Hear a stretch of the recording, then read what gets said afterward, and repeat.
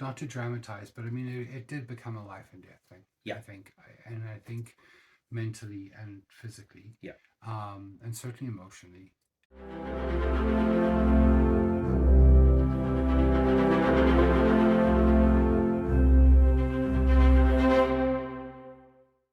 So in the last video, we talked about what happened after the generator died and how we were under a lot of strain. Yeah. It, basically 24/7 watching the fire and trying to stay warm. Um, but I don't think we sort of And collecting wood. and collecting wood, and I mean, and that was it. There was just nothing else. No, not really much time together or anything like that. Yeah. Um, and I don't think we could emphasize enough how emotionally and mentally draining that was. Besides the physical of not actually being able to get completely warm. Yeah. I think the only time we were actually able to get really warm was like in bed. Yeah, because we have the thermal sleeping bags. Yeah, Whatever, so I mean it really was incredibly stressful. And there was a night it was minus 36 or something. Yeah. Um I think that was the last night that we were. yeah, Or the second last. second night to that last we were night. dealing with that. And when I got up in the morning, it was with wind chill was minus 44 centigrade, which I think was, I translated that to Fahrenheit, it's like minus 47 Fahrenheit or something. And it was brutal. Yeah. Like it was like, you can't describe that cold. No. Because you ache. Everything aches. Yeah. And you can't. And you can't really think straight either, like, because you're just so cold. Your only thought and priority is just being warm. Yeah. And other things, like, it was difficult just to keep on top of things like just making food and stuff like that. Yeah. My camper got into quite a state because just no time to be cleaning up after ourselves or anything like that either. Like, it was just sort of like in and out with the fire, and that was it. So yeah, and I mean that night when it got really, really cold, or there was 2 nights actually that it got really cold. Those were incredibly stressful. I definitely had a few breaking points there. Yeah. I did anyway. Sure. I did too. And I mean, and that's the thing is we reached breaking points.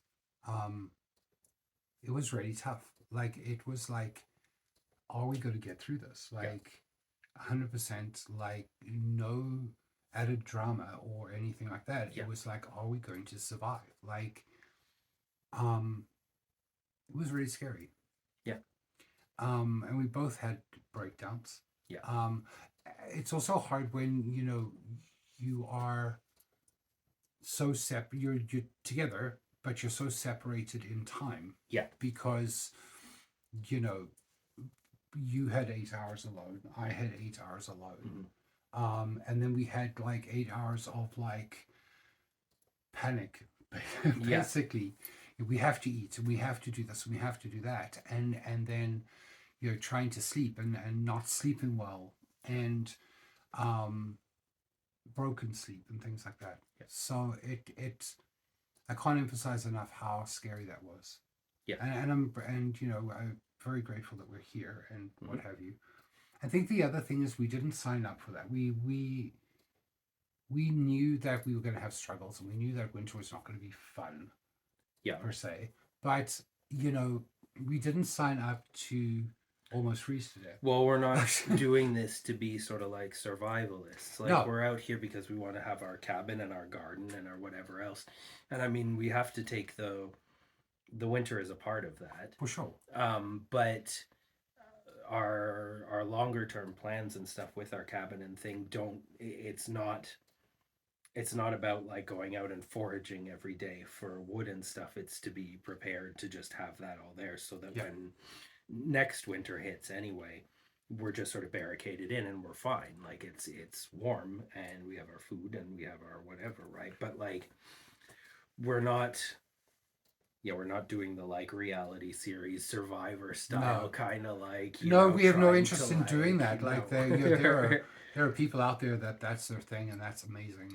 Yeah, And kudos to them, but but that's not our that's not our shtick. jam. Yeah, and it was, and so we got to a breaking point.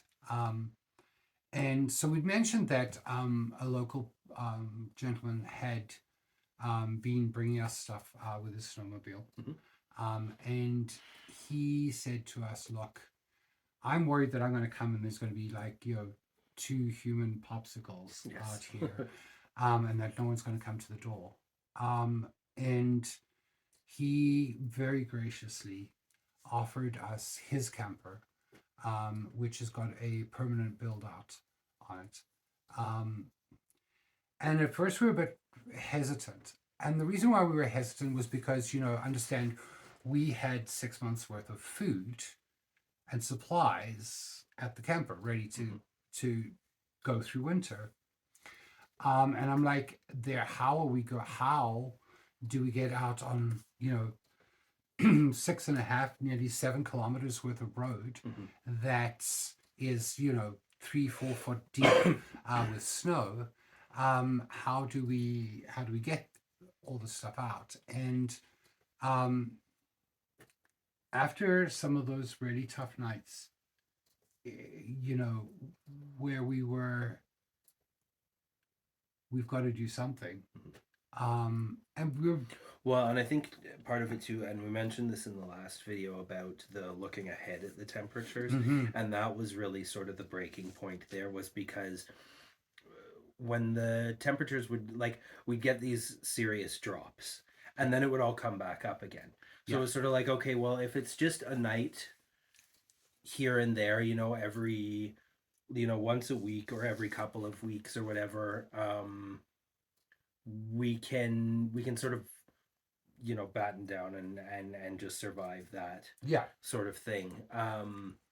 But when we looked ahead at the forecast, and I mean, obviously, it's not going to be 100% accurate or no, anything, but seeing the number of nights where it was actually going to end up being like that, where it was going to be like -27 and whatever, and yeah, it's full of nights like that. yeah, Um, so when we sort of looked ahead at that, and it was like, okay, this isn't just going to be um, here or there, yeah, and getting through it, it's like this is going to be weeks of that.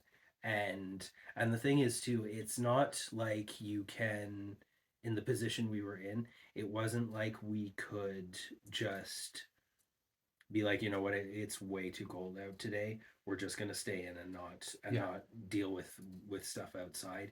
It's like no matter what the situation was, we had to get up and be out there yeah, 24/7. And you know just to emphasize too exactly how bad it gets out there, many of our pairs of boots are broken now. yeah, They're fixable, so it's fine, but like the soles and stuff basically froze off yeah, the bottom of our. I have one pair that I was wearing and they just started cracking all the way up them. yeah, My regular work boots, the sole has flipped off of one of them. It's again, I'll glue it back on. It's yeah, fine, but um, even our large outdoor Dunlop pair, yeah. big like solid green boots, they They the froze sole solid froze at off, and one they point. did freeze solid when I was I was bent down at the fireplace, so they froze like in like a tiptoe position. But yeah, they were freezing up too. So like it's just, and what do you do when like even your regular equipment to keep warm is not working Yeah. anymore, right? So yeah, so that was a big factor, was just seeing how much of the cold was headed our way with that. So So um, so yeah, and we eventually just said, look, yes, we'll accept your very kind and generous offer. yes. Um, and so again, unfortunately, no footage. When we were that cold and that sort of focused on survival, um, picking up the camera and picking up the phones and filming was sort of the last thing on Yeah. our minds. Well, and we were also struggling to keep power at the time too. Yeah, So there were some days where it was just like we can't even film stuff because we'll lose the phone and we don't yeah. know if we'll get it back for a couple of days or not. So we were just trying to keep the charge on Enough stuff. to communicate, right? Yeah. And so anyway, on a Tuesday afternoon, um, our Plan M, as we called it, um, came into being, and our friend Martin um, came and rescued us, and Mhm. basically came with a snowmobile and a sled, and in 3 trips, um, moved as much of our stuff as we could possibly pack before sundown. In fact, the last one was sort of at sundown. Yeah. I mean, Yeah, it was um, dark when we went out the last round. yeah.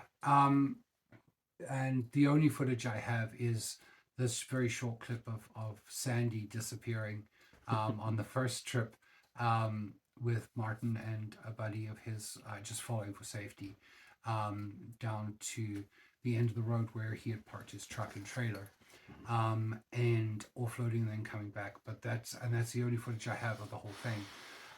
The second trip, we packed the sled and then I took Remy. I was on the back of the snowmobile and I was holding Remy like for dear life because he's a squirmer.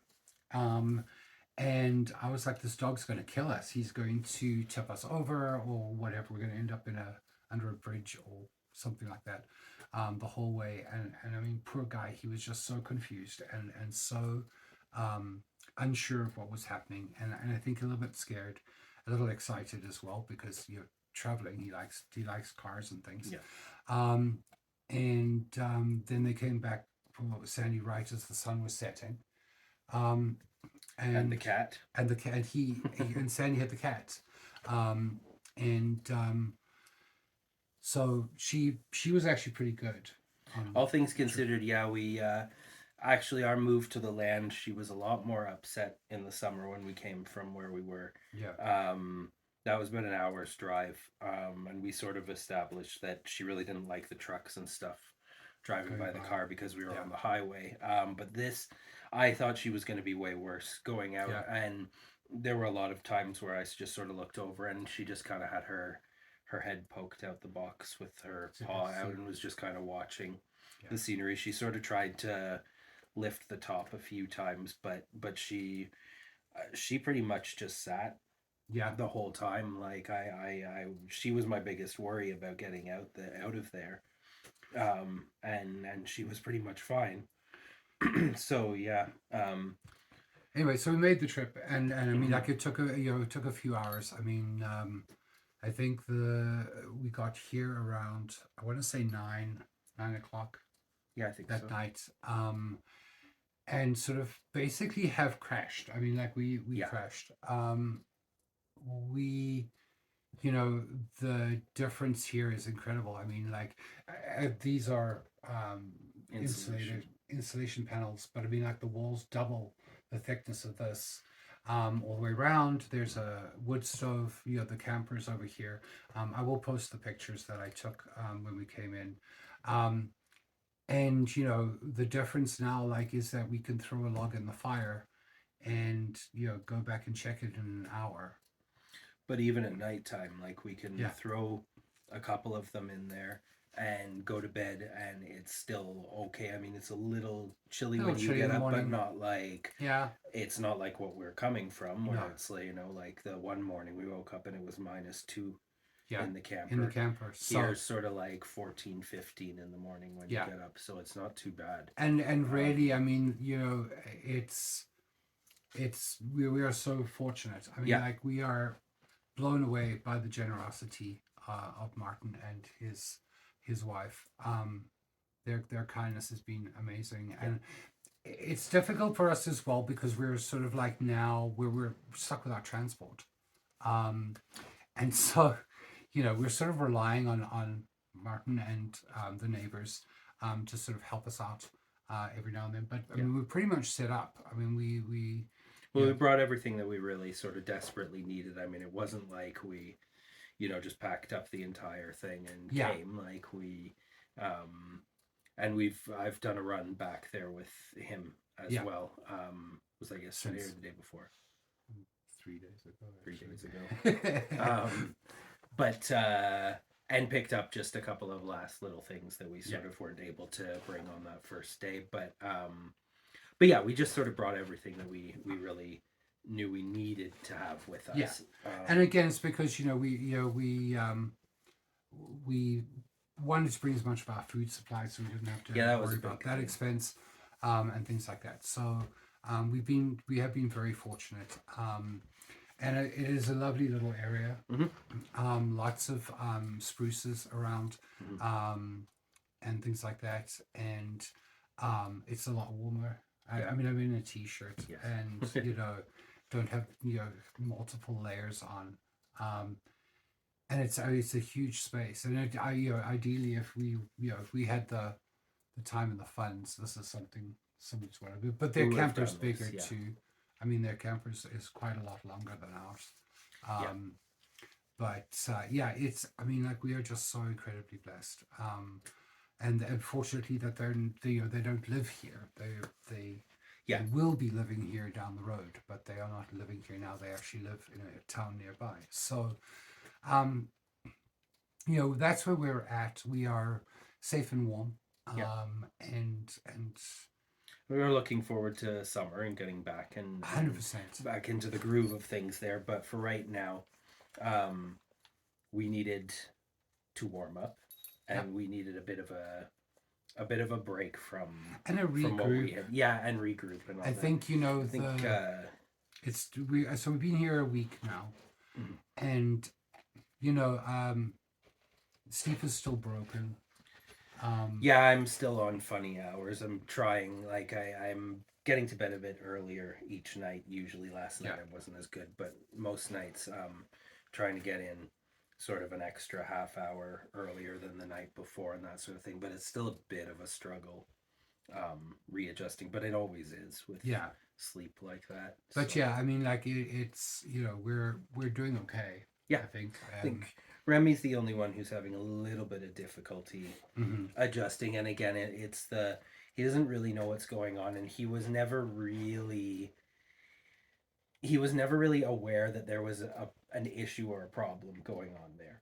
Like you get cold when he'd play outside a bit after a while, because he'd always wanted to be out there when we were out there, but he was comfortable under the blanket, hanging out with us most of the time. So he never really understood that there was a discomfort or a problem there. So to him, it's been kind of we just sort of swooped in and took him from the place that he really loves, which is sad. But he's going back there, so it's not the end of the world. But he's, for a long time now, he's had a whole forest to himself to run around in and explore and have fun and not listen to us when we call him back and things like that. And just sort of without any explanation that he can understand or warning, he just kind of ripped up. She's just completely taken over the place here. The cat absolutely loves this. And it's just kind of like, the couch is mine, and the chair is mine, and this bed is mine, and the floor is mine, and everything here is mine. Everything is mine. She's just sort of made herself comfortable, so she's fine. And Remy's okay, but he's having a little bit of an adjustment. He's definitely on edge. Like, he's definitely... Well, and having neighbors too. We haven't for a while, and so he's a little confused as to hearing sort of cars or voices or that sort of thing outside, where he hasn't for a while. So, but I mean, other than that, that's where we're at. We won't have a ton of updates, but we will try and post a bit more. The reality is that right now we're not doing anything on the property. No, it's just impossible. So, but we should say a couple of things that are similar here. To there, because yes, it is a nice break for us, but it's not like total 100% vacation thing. For sure. We're still, well, the water pipes are frozen here. Yes. So much like ours, we're doing sort of the same thing when it comes to dishwashing. Sponge baths, that Yeah. kind of thing. Water we're getting, well, we've been fortunate. A couple of people have helped with just getting that, so we don't Yeah. have to worry about going out and melting snow and going through our whole filtering process with that. But we can do that. Yeah. And power. Yes. So But power, I mean, like this camper is set on a 12-volt solar system, which has been working really which is well in here. really well. In fact, all these lights are on solar. We actually did bring our power units and our panels, so it is charging and it's working. We're not getting as much sun as I'd like because we didn't bring out very long cable because that was sort of permanently placed in the camper. Yeah. So we bought a shorter cable. So, it'd be nice if it was a bit further out to get more sun, but we still are getting a charge on it. And yeah, I mean, I'll be actually doing down the road a full review on that power unit. Yeah. For sure. That'll be down the road. But I mean, maybe that's something I can do while I'm here. Yeah. I suppose. And also wood. And wood. We yeah, are. There is a supply here. We're gonna have to add to it a bit because obviously it doesn't just sit there like an ornament. We use it. Yeah. But nothing like the daily. Yeah, we're not like out there daily trying to 20, 30 trees bringing back. Yeah, and I mean, like, we're really fortunate. I mean, like, there's plenty of wood around here that we can we can cut up and bring in and stack for them to replenish. And again, we're incredibly grateful for this. I mean, like, on many levels. On many levels. I mean, like, and again, not to dramatize, but I mean, it did become a life and death thing. Yeah. I think mentally and physically. Yeah. And certainly emotionally, it was really tough. But we're okay, and we're happy to be here. Yes. And yeah. So other than that, we really don't have much to say right now. We will give you updates as we are able to. We'll try and get you some more content in the coming weeks as well. Mm-hmm. Again, please don't forget to sign up for Patreon. You can sign up for the free level, and we do post stuff on the free level, but we do post a lot more there, just on a sort of like, keeping people more up to date regularly. Mm-hmm. So check out that link, and that's down in the description of this video. And that's it. For right now. Yeah. For right now. So thanks so much for watching, guys, and until the next video.